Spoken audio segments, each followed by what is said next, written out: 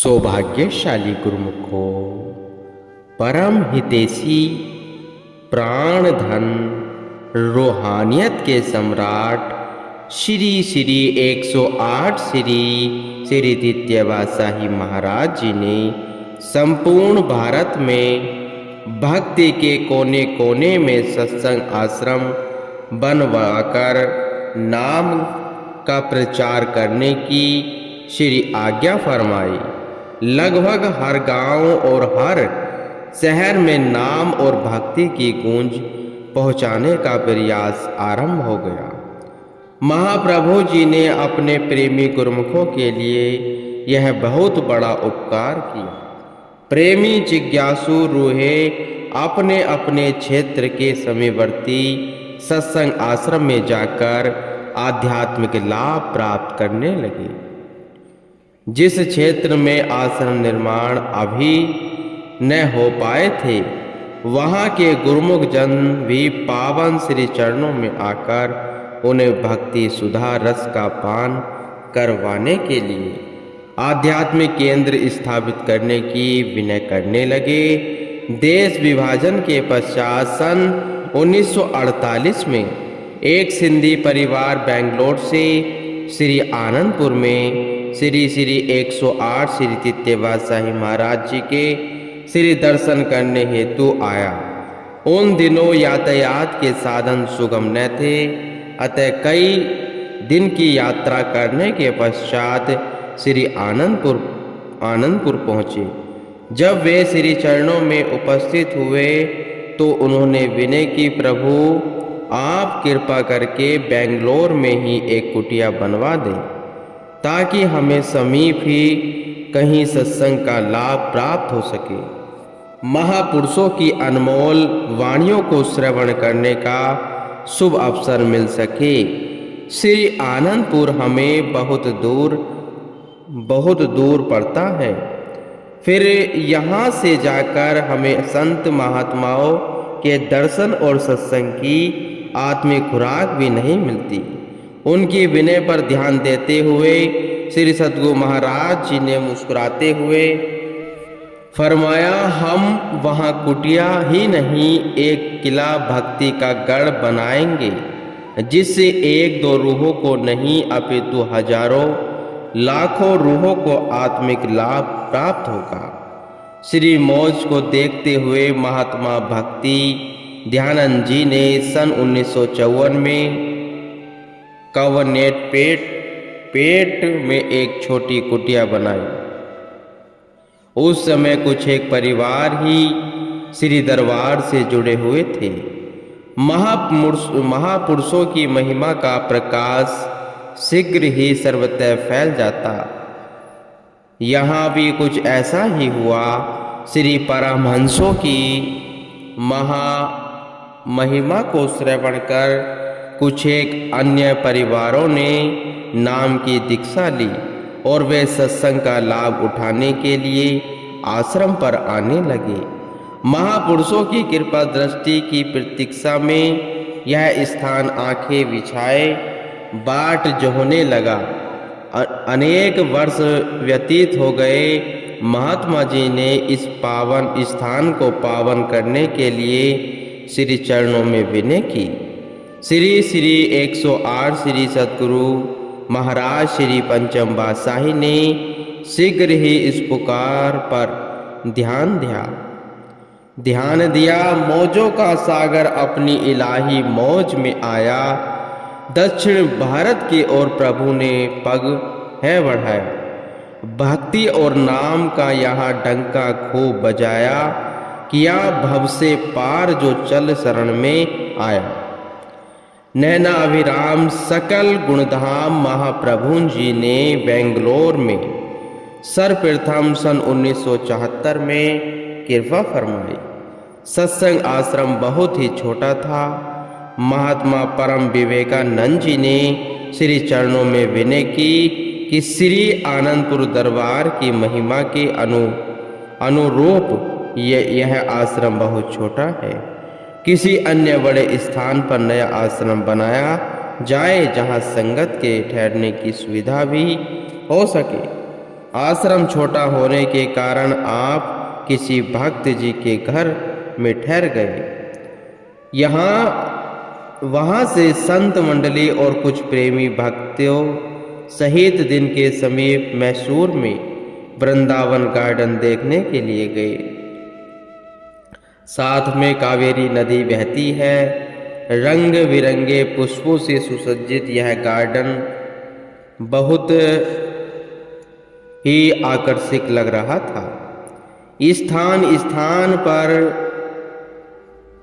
फव्वारे भी लगे हुए थे और आगे चलकर एक स्थान पर एक झरना बह रहा था। भक्तों ने श्री चरणों में विनय की, प्रभु इस गार्डन को देखने का आनंद तो साय समय आता है, क्योंकि अभी ये फव्वारे बंद हैं और लाइटें भी नहीं जल रही हैं। झरने से बहुत बहते हुए पानी फुआरे ठंडी समीर के साथ मिलकर बहुत आनंददायक प्रतीत होती है। रंग बिरंगे लाइटों में चलते हुए फव्वारे का दृश्य बहुत रोमांचक लगता है।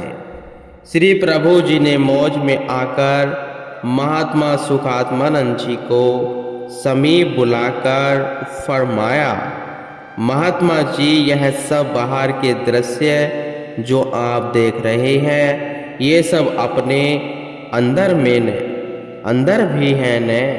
महात्मा जी ने सिर झुकाकर कहा, जी स्वामी जी, ये सब दृश्य अंदर भी विद्वान हैं।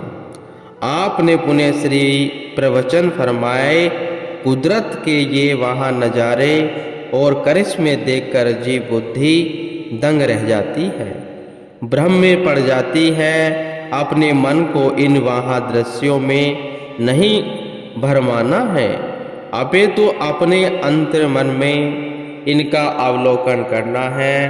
कहते भी हैं, आँख कान मुंह ढाप के नाम निरंजन ले, भीतर के पट तब खुले जब बाहर के पट दे। अपनी ब्रह्मानिंद्रियों अर्थात आँख कान और मुख को अंतर्मुखी कर प्रभु के नाम का सतत सुमरण करने में अंतर के कपट खुल जाते हैं और जीव को आत्मा आनंद की अनुभूति होती है। आम संसारी जीव सांसारिक दृश्य और साजो सामान को ही मनोरंजन का साधन समझते हैं। उनका मन कभी भी अंतर्मुखी होने की इच्छा नहीं रखता है। यही कारण है कि वे अपने समय को यूं ही व्यर्थ खो देते हैं। महापुरुषों की दृष्टि में जो भी जीव उनकी सुसंगति में आ गए हैं, उन्हें वहाँ नज़ारों को देखकर केवल मनोरंजन ही नहीं करना, अपितु अपनी अंतरात्मा में झांककर उस दिव्य आनंद को प्राप्त करना है। उस दिव्य आनंद को पा लेने के पश्चात उसे ये सब नज़ारे तुच्छ लगने लगते हैं। वहाँ दृश्य तो अंतरात्मा की केवल परछाई मात्र है। अतः संसार में रहते हुए अंतर्मुखी बनकर जीवन का आनंद लेना है।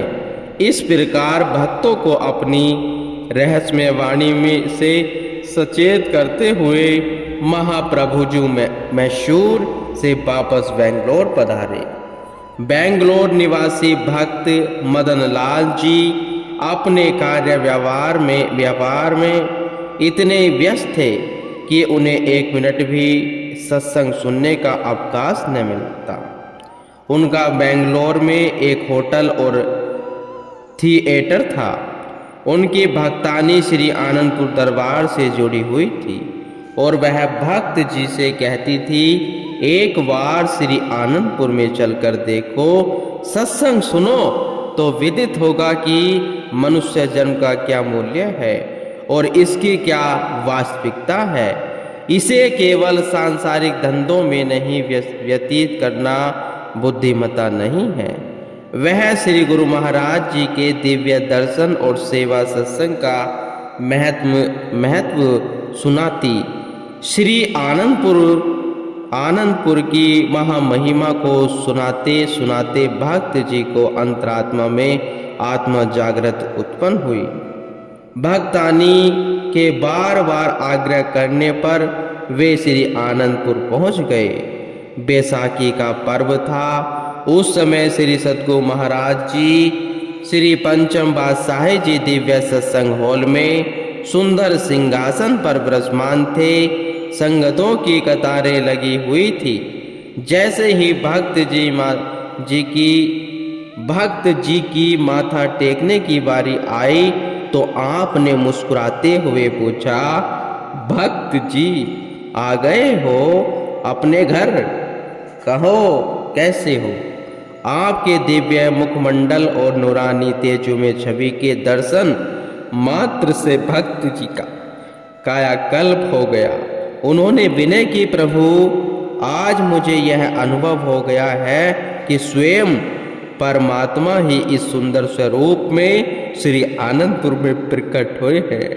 मेरे रोम रोम में एक अलौकिक आनंद की ज्योति जगमगा रही है।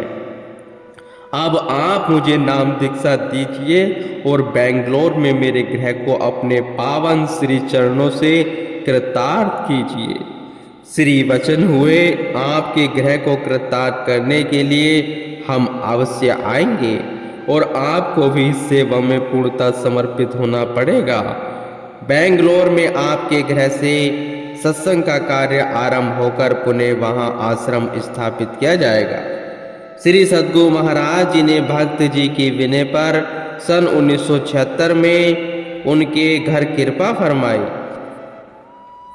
भक्ति जी ने अपने इष्टदेव को सम्मुख पाकर और अपने हृदय की तीव्र भावना को पूर्ण हुआ जान महाप्रभु जी का भव्य स्वागत किया। श्री गुरु महाराज जी के वचन और श्री आज्ञा फरमाते भक्त जी पूर्ण निष्ठा व श्रद्धा से उसे पूर्ण करने में संलग्न हो जाते। बेंगलोर में रहने वाले प्रेमी गुरुमुखों को आपके शुभ आगमन की खुशखबरी दे जा चुकी थी। रात्रि तक सभी प्रेमी जन भक्त जी के आवास पर एकत्र हो गए और आपने सबकी कुशलात पूछते हुए पावन श्री वचन फरमाए। सत्पुरुषों की वाणियां पुकार पुकार कर यही कह रही हैं, आदमी रहा आदमियता लाजम अस्ते, उदय रहा गर्वू नवाजत जहजम अस्ते। जिस तरह सुगंधित के बिना लकड़ी को चंदन कहलाने का अधिकार नहीं है, इसी प्रकार प्रभु भक्ति के बिना मनुष्य कहलाने का पात्र नहीं है, क्योंकि मनुष्य को केवल प्रभु भक्ति के हेतु ही संसार में भेजा गया है।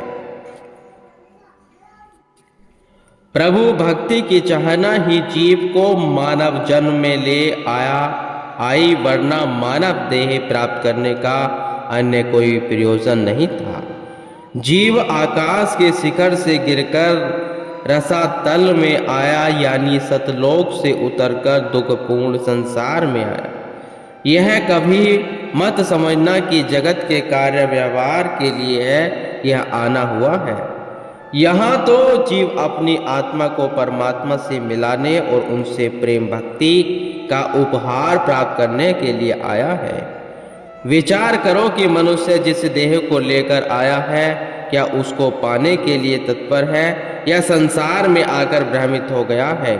सत्पुरुष पग पग पर जीव को ठोकरों से बचा हुए भजन सुमरण करने की हिदायत देते हैं, जो सांसारिक इच्छाओं को दिल में स्थान देकर प्रभु भक्ति में चित्त को लगा लेता है, वास्तव में वही उस परम आनंद को प्राप्त कर सकता है। श्री प्रभु जी की अत्यंत प्रभावशाली वाणी सुनकर वहां उपस्थित गुरुमुखजन कृतकृत होकर जय जयकार करने लगे। इस प्रकार 2-3 दिन तक गुरुमुखों ने पावन श्री दर्शन एवं वचन अमृत का भरपूर लाभ उठाया। वहां से पधारने से पूर्व भक्त जी पर विशेष कृपा करते हुए फरमाया, हम आपकी भक्ति वह लगन पर अति प्रसन्न हैं। हमें यहाँ बेंगलोर में एक आश्रम बनाना है, आप कोई उपयुक्त स्थान देकर रखें। श्री मुबारक मौज से सन 1977 में रिचमंड सर्कल में आश्रम के लिए एक स्थान खरीदा गया। आपने यहाँ भाई शीतल दर्शनानंद जी और भाई शीतल दयानंद जी को इस आश्रम की देखरेख करने की सेवा सौंपी। कुछ समय पश्चात भाई जी ने श्री चरणों में विनती की, प्रभु यहाँ के लोगों को न तो गुरु भक्ति का ज्ञान है और न ही कोई रुचि है।